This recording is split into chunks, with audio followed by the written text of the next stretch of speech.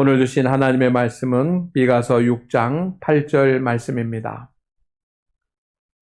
사람아, 주께서 선한 것이 무엇임을 내게 보이셨나니 여호와께서 내게 구하시는 것은 오직 정의를 행하며 인자를 사랑하며 겸손하게 내 하나님과 함께 행하는 것이 아니냐. 아멘. 오늘날 많은 어려움들이 있지만 제가 사회학자들이나 또 경제학자들 평론을 좀 읽어보면 크게 세 가지, 우리 사회의 문제는 세 가지로 정리가 되더라고요. 첫째는 뭐냐면 빈부격차입니다. 요즘 모든 사람들이 다 잘 살게 된 그런 사회라고는 하지만 사람들이 부동산을 가지고 있든 아니면 요즘처럼 주식을 하는 분들이 많다고 하는데 주식을 하든 이 사회가 발전되면서 점점점 문제가 되는 것은 빈부격차예요. 그래서 부자가 되는 사람들은 부자가 되지만 또 가난하고 힘들고 어려운 사람들은 더 많아지는 겁니다. 두 번째 사회의 문제는 정치적인 대립입니다. 모든 것을 다 다음의 정권을 얻기 위한 그런 목적을 두고 정치인들이 행하고, 그리고 사회는 무조건 어떤 일이 일어나든지 사회에 어떤 현상이 나타나든지 어떤 사건이 있든지 요즘 보십시오. 모두가 다 좌파, 우파 그 시각에서 다 보는 겁니다. 그러니 사회가 혼란스러워져 가는 겁니다. 세 번째 사회적인 위기는 농촌 공동화라고 그럽니다. 물론 인구가 줄기도 하는 것이지만 인구가 주는 비율보다는 도시로 가는 인구가 비율이 더 많기 때문에 농촌 공동화가 일어나는 겁니다. 도시로 가는 것. 이것이 문제입니다. 목사님 왜 설교 시간에 그런 얘기를 하십니까? 라고 말할지 모르지만 여러분, 하나님께서 교회에만 관심이 있고 세상에는 관심이 없다고 한다면 우리는 교회 일만 하면 되고 세상에 대해서는 아무 말도 하지 않으면 됩니다. 그러나 하나님은 교회에만 관심 있는 것이 아니라 사회에도 관심이 있으십니다. 사회는 위기로 가고 있습니다. 그런가 하면 신앙적인 위기도 있습니다. 크게 세 가지를 저는 말씀을 드리고 싶은데, 첫째는 예배와 신앙이 형식화되어져 가는 겁니다. 오늘도 하나님 앞에 예배를 드리지만 전심을 다하지 못하는 예배, 예배의 어떤 화려함, 예배의 어떤 그 겉으로 드러나는 화려함에는 사람들이 관심을 많이 갖지만 진정으로 하나님 앞에 예배 드리는 그 예배는 형식화되어져 가고, 또 신앙생활 자체도 과거에 비해서는 정말 연약하다고 할 수밖에 없을 만큼 신앙이 빈약해져 가고 형식적인 신앙생활을 하는 겁니다. 예배를 드려도 기도를 해도 봉사를 해도 그냥 모양만 내는 그런 신앙생활이 신앙의 문제입니다. 두 번째는 교회 리더자들이 너무 독단적이고 자기 소견을 펼치는 것입니다. 요즘은 유튜브가 발달했기 때문에 언제든지 우리는 유명한 교회의 유명한 목사님들의 메시지를 들을 수가 있습니다. 그런데 그 메시지를 듣다가 보면 좋은 메시지도 있지만 저는 깜짝 놀랄 때가 있습니다. 뭐냐면 자기의 개인적인 생각을 하나님의 말씀이고 그것이 진리이고 꼭 그렇게 대하는 것처럼 그렇게 너무 강하고 독단적으로 이야기를 하는 겁니다. 그렇게 하면 그것이 마음에 드는 사람들은 그 밑에다가 맞습니다. 목사님밖에 없습니다. 이런 목사님들을 만나서 감사합니다. 이런 글들이 올라오는 것. 그리고 교회의 중요한 리더자들이 자기 소견으로 신앙생활을 하고 주장을 하는 것. 이것이 두 번째 신앙의 문제, 영적인 문제입니다. 세 번째는 이단입니다. 과거만 하더라도 이단하면 정말 경계해야지만 된다는 그런 마음들이 강했지만 이제 이단이 보편적인 그런 현상이 되어져 가고 있다라고 사람들은 느끼는지 이단에 대한 경계심은 없습니다. 그러나 이단은 믿는 자들을 더 심각하게 흔들어 놓고 교회를 무너뜨리려고 합니다. 그런 위기입니다.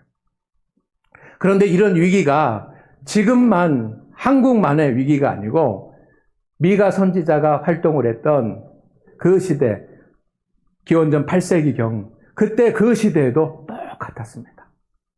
미가 선지자가 활동을 하던 그런 시대에는 사람들이 오늘날처럼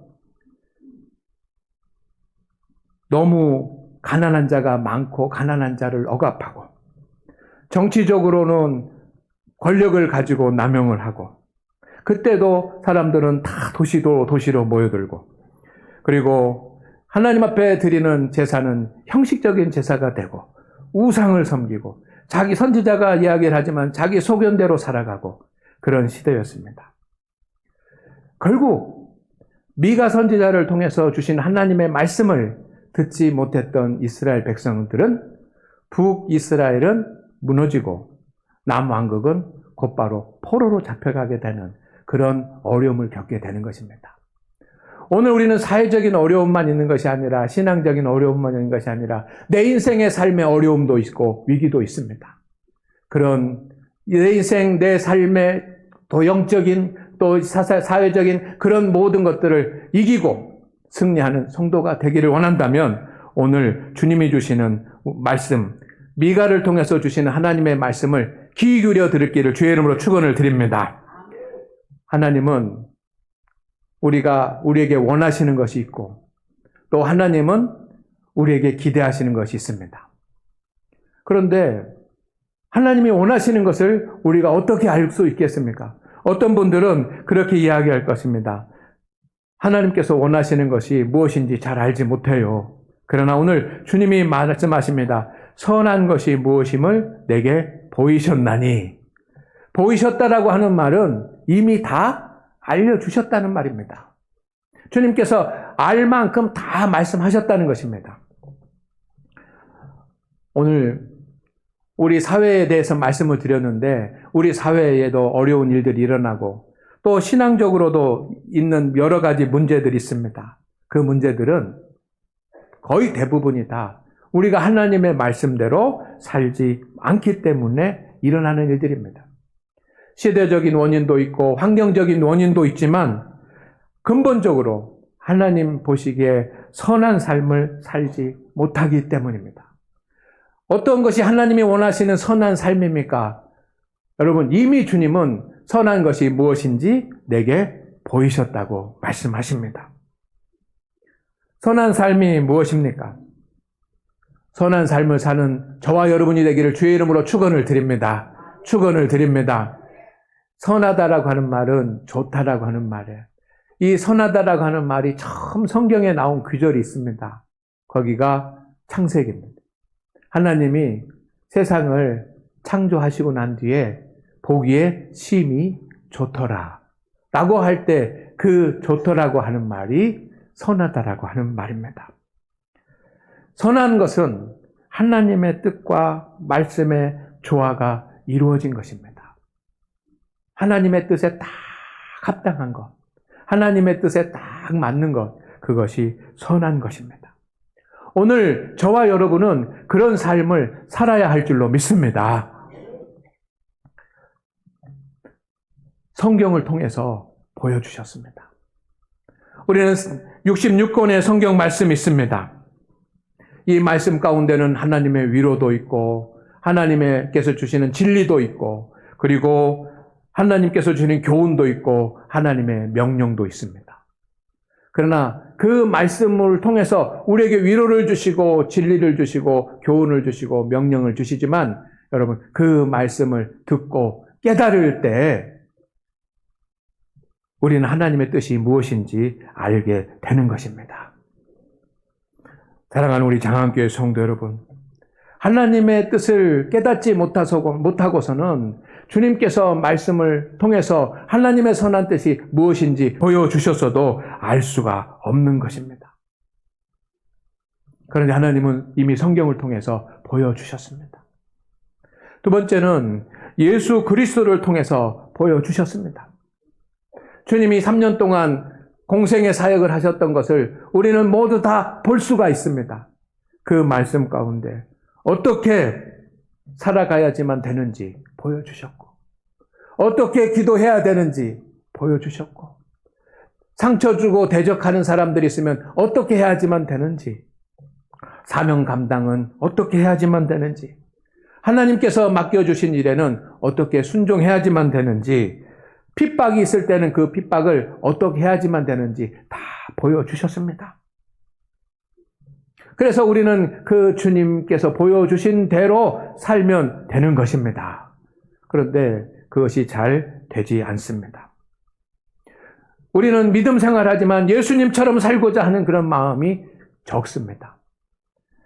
하나님이 원하시는 선한 삶을 살고자 하는 그런 마음이 작습니다. 그것은 주님을 만나지 못했기 때문입니다. 우리에게 모든 것을 보여주신 그 주님을 내가 영적으로 만나면, 내가 영적으로 만날 때만이 하나님께서 우리에게 원하시는 것이 무엇인지 알 수 있는 것입니다.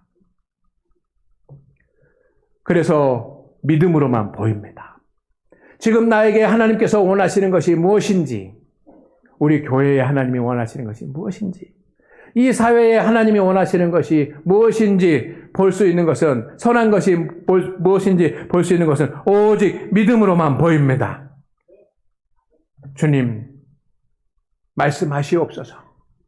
제가 듣고 순종하겠나이다 라고 하는 그런 믿음의 눈을 가지고 보아야지만 됩니다. 우리는 영적으로 뛰어난 존재가 아닙니다. 막혀 있습니다. 알 수 없습니다. 볼 수 없습니다. 그렇기 때문에 창문을 통해서만 영적인 것을 볼 수 있는 것입니다. 말씀의 창문을 통해서, 기도의 창문을 통해서 우리는 하나님이 원하시는 것, 하나님이 원하시는 선한 삶이 무엇인지를 볼 수 있습니다.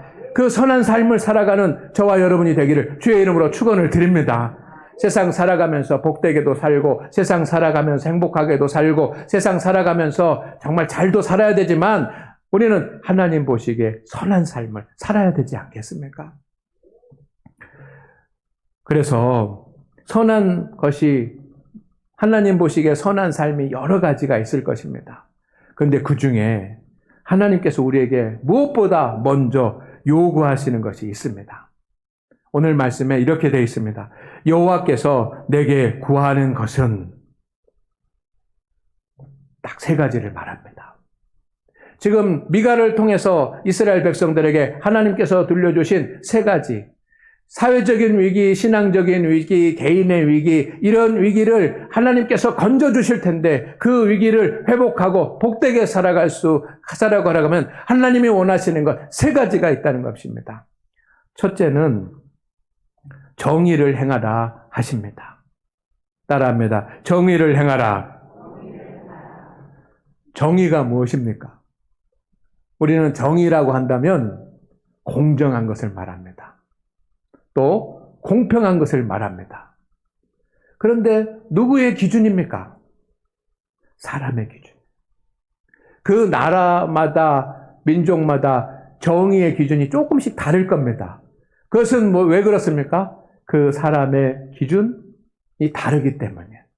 우리가 생각하는 정의하면은 모두가 다 사람의 기준으로 공정하고 공평한 것을 정의라고 생각합니다. 그러나 오늘 말씀해 주시는 정의는 하나님의 기준에 합당한 것이 정의인 줄로 믿습니다. 최고의 정의는 하나님의 말씀입니다. 최고의 정의는 기록된 성경의 말씀입니다. 그리고 그 말씀에 합당하게 살아가는 것이 정의입니다. 여러분, 법원이나 이런 데 가면은 이 저울추를 상징적인 심볼로 표시를 해놓은 것을 볼 수 있습니다. 그렇습니다. 정의는 하나님의 기준과 내 삶이 일치하는 것이 정의입니다. 하나님의 말씀에 순종하면서 사는 것, 그것이 정의고, 우리의 위기, 사회적인 위기든 신앙적인 위기든 우리 인생의 삶의 위기든 그 위기는 우리가 하나님의 말씀대로 살지 못하기 때문에 오는 겁니다. 여러분, 믿음의 성도는 누구입니까? 오늘 우리가 하나님 앞에서 결단하고 하나님 앞에 소망해야지만 되는 믿음의 성도는 모든 일보다 먼저 하나님의 말씀에 순종하는 사람이 믿음의 성도인 줄로 믿습니다. 우리의 사회가 어떻든, 다른 사람은 어떻든, 또 우리 주변은 어떻든, 내 삶에 어떤 어려움이 있든지 간에, 성도 여러분, 여러분만은, 저와 여러분만은 하나님의 말씀대로, 하나님께서 말씀해 주시는 대로 순종하면서 살 수 있기를 주의 이름으로 축원을 드립니다. 이것이 모든 위기를 극복할 수 있는 그런 출발이 되는 것입니다. 특별히 개인적으로 삶에 어려움이 있고 곤고함이 있을 때 그때도 마찬가지입니다. 하나님께서 여러분에게 말씀을 주시면 그 말씀을 지켜 순종할 수 있기를 주의 이름으로 축원을 드립니다. 그때 하나님의 역사가 나타나는 것입니다. 두 번째는 하나님의 사랑과 긍휼을 사모하라고 하십니다. 세상이 어렵고 힘들 때 여러분 국회의원들 중에도 기독교 인구가 많습니다. 또 우리 서촌군도 보면은 새로 되신 군수님으로부터 시작을 해가지고 군의원들 모두가 다 기독교인입니다. 다 교회 다닙니다. 직분이 있습니다.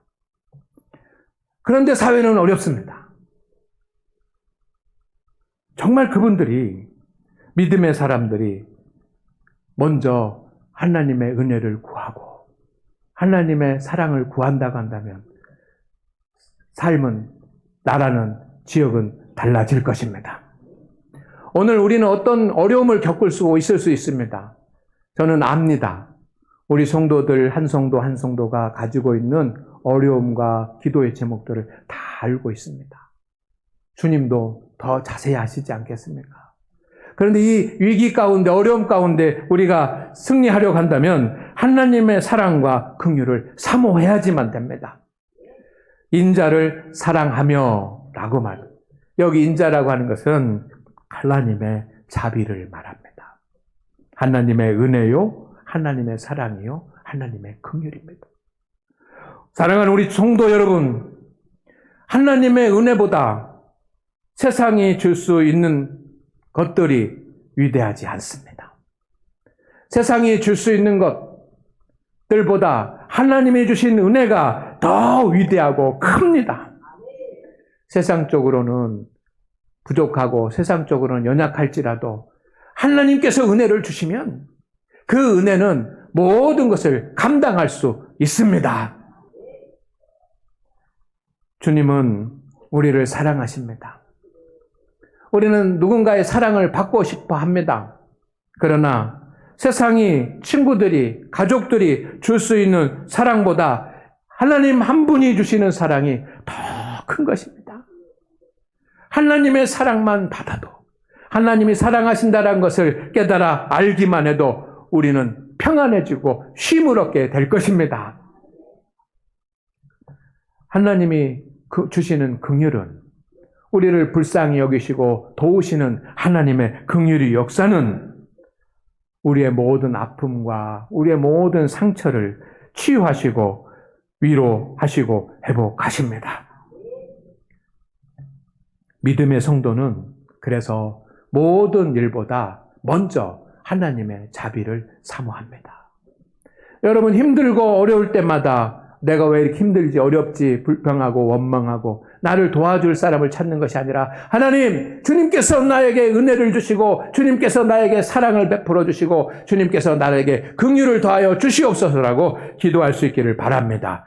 그래야 위기 가운데 선다고 미가서를 통해서 주님이 우리에게 말씀하시는 겁니다. 마지막 세 번째는 겸손히 하나님과 동행하라 하십니다. 따라합니다. 겸손히 하나님과 동행하라. 진정으로 우리의 문제들이 해결되길 원한다면, 우리나라가 복되게 살고 또 교회가 행복해지고 은혜로워지고 내 삶이 하나님의 은혜로 축복된 삶이 되기를 원한다면 겸손히 하나님과 동행하라고 하는 이 말씀을 귀 기울여 들어야지만 합니다. 첫 번째는 겸손이라고 합니다. 겸손이라고 하는 말은 주님 앞에 모든 것을 내려놓는 것입니다. 내 생각도, 내 감정도, 내 의지도 주님 앞에 다 내려놓고, 두 번째는 하나님과 주님의 손을 잡고 주님의 보폭에 맞춰서 주님과 소통하면서 동행하라. 한 걸음씩 한 걸음씩 나가면 됩니다. 지금 달려갈 수 없고 지금 뛰어갈 수 없다고 할지라도 지금 넘어져 있고 약해져 있다고 할지라도 주님 앞에 모든 것을 다 내려놓고 주님 손을 잡고 주님이 인도하시는 대로 주님이 이끄시는 그 보폭에 맞춰서 주님 앞에 대화하고 기도하면서 한 걸음 한 걸음 나가면 하나님이 예비하신 성산에 서게 될 줄로 믿습니다. 그래서 믿음의 성도는 그렇게 사는 겁니다. 사회생활도 신앙생활도 주님의 일도 겸손히 주님과 함께 하면서 하시기를 바랍니다. 간단하지 않습니까? 지금 온 이스라엘 온 나라가 위기 가운데 있고 또 신앙적으로도 위기 가운데 있습니다. 그런데 하나님께서 그들에게 주신 말씀은 세 가지입니다. 하나님의 말씀대로 살아라. 정의를 행하라. 하나님의 사랑과 긍휼과 하나님의 은혜를 사모하라. 그리고 겸손히 하나님과 동행하라. 그리하면 내가 다시 회복하고 일으킬 것이다라고 하는 하나님의 말씀은 너무 간단한 진리입니다. 그렇지만 그들은 듣지 않았습니다. 결국은 북이스라엘은 멸망을 했고 남유다는 70년 동안 종살이를 했는데 우리나라도 우리들의 교회도 우리의 신앙도 그렇게 무너지지 않기를 주의 이름으로 축원을 드립니다. 그래서 우리를 향하신 하나님의 기대가 있습니다. 하나님께서 정의를 행하라, 하나님의 인자를 사랑하라, 겸손히 하나님과 함께 행하라 라고 하는 세 가지 명령을 주셨는데 그 명령을 모든 사람에게 주신 것입니다. 저와 여러분에게 주신 것입니다. 그런데 그 명령을 주시고 하나님의 기대가 있는 겁니다. 내게 구하는 것은 이라고 하는 것은 하나님이 요구한다는 것이고 그 하나님의 요구가 있기 때문에 저에 대한 기대, 우리 성도님들에 대한 기대가 다 다르지만 기대가 있습니다. 하나님 이 정도는 해야지 라고 하는 기대가 있으신 겁니다. 따라합니다. 이 정도는 해야지. 주님께서 말씀하셨는데 이 정도는 해야지 라고 하는 하나님의 기대가 있으신 것입니다. 하나님은 모든 성도들에 대한 각각 기대하시는 기대가 있습니다. 저와 여러분은 하나님의 자녀 아닙니까? 하나님께서 십자가에 달리신 은혜로 우리를 구원하여 주시고 우리를 선택하여 불러서 하나님의 자녀로 삼아 주셨습니다. 그러면 반드시 기대가 있기 때문 아닙니까? 우리는 자녀가 있으면 그 자녀가 어떻게 되기를 바라는 기대가 있습니다. 그것처럼 하나님은 여러분을 향한 기대가 있습니다. 정의를 행하라, 말씀대로 순종하라, 하나님의 은혜를 사모하라, 겸손히 하나님과 동행하라 라고 하는 그런 명령을 주셨다고 한다면 여러분 한 성도 한 성도에게 이만큼은 해야지라고 하는 기대가 있으신 것입니다. 로마서 12장 6절 말씀입니다. 우리에게 주신 은혜대로 받은 은사가 각각 다르니 은사는 하나님께서 주신 것입니다. 그 은사가 다릅니다. 은사가 다르다라고 하는 말은 각각 하나님께서 기대하시는 바는 다르다는 것 아닙니까? 그러나 중요한 것은 뭐냐면 기대하는 바가 있다는 것입니다. 주의 피값으로 세우신 우리 성도 여러분, 오늘 주신 하나님의 말씀을 여러분이 이 정도는 지켜 행해야지라고 하는 그 기대치가 있는데 그 기대치는 감당할 수 있기를 주의 이름으로 축원을 드립니다. 특별히 직분과 사명자들에 대한 기대가 있으십니다. 하나님께서 목사로 세웠습니다. 그럼 목사에 대한 기대가 있지 않으시겠습니까? 너 알아서 해봐라 라고 하는 것이 아니라 저의 능력과 저의 한계도 아시는 주님, 주님은 아십니다. 그러면 저에게 정해놓으신 그런 기대치가 있지 않겠습니까? 이 정도는 해야지만 된다라고 하는 기대치가 있지 않겠습니까? 목회 사역을 하는데 이 정도는 수고해야 되고 이 정도는 헌신해야지만 되고 이 정도는 수고해야지만 되고 하려고 하는 하나님의 기대치가 있을 것입니다. 여러분 우리 장로님으로 세우고 권사님으로 세우시고 집사님으로 세우지 않았습니까? 그리고 우리에게 사명을 주셨습니다. 사명만 주신 것이 아니라 기대치가 있는 것이 하나님의 기대치. 내가 생각하는 것이 아니라 성도들이 생각하는 것이 아니라 하나님의 기대치가 있습니다. 고린도서 4장 2절 말씀해 보니까 맡은 자들에게 구할 것은 충성이라. 이건 보면 하나님의 기대치가 있다는 것입니다.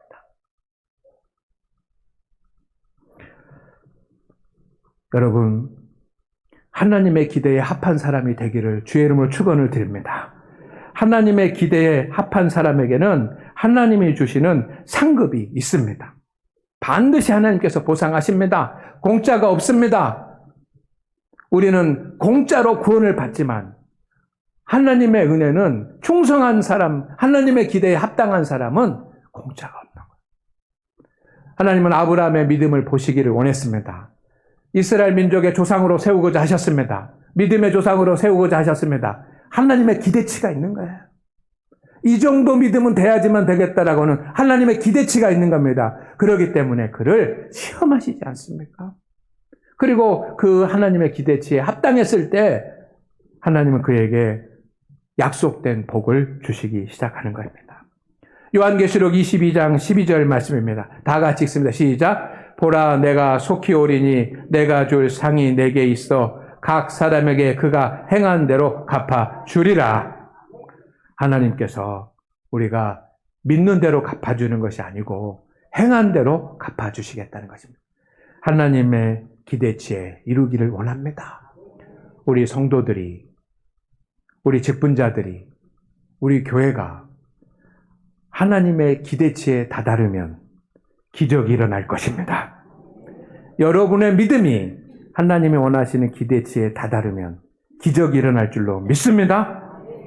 하나님 아버지, 오늘 우리 성도들의 삶에, 주님의 교회에, 그리고 이 나라 이 민족 위에 하나님의 기적을 나타내 주시옵소서. 모두가 사회도 위기고 신앙도 위기고 교회도 위기고 그리고 우리의 삶도 위기라고 합니다. 그러나 주님은 우리를 세우시는 분이시고 복 주시는 분이십니다. 주님께서 오늘 말씀하신 세 가지를 우리가 잘 기억하고 열심을 다해서 믿음으로 나갈 때 하나님, 주님께서 복 주시고 은혜를 더하여 주시옵소서. 이번 한 주간이 그런 시간 되게 하옵소서. 예수님의 이름으로 기도드립니다. 아멘.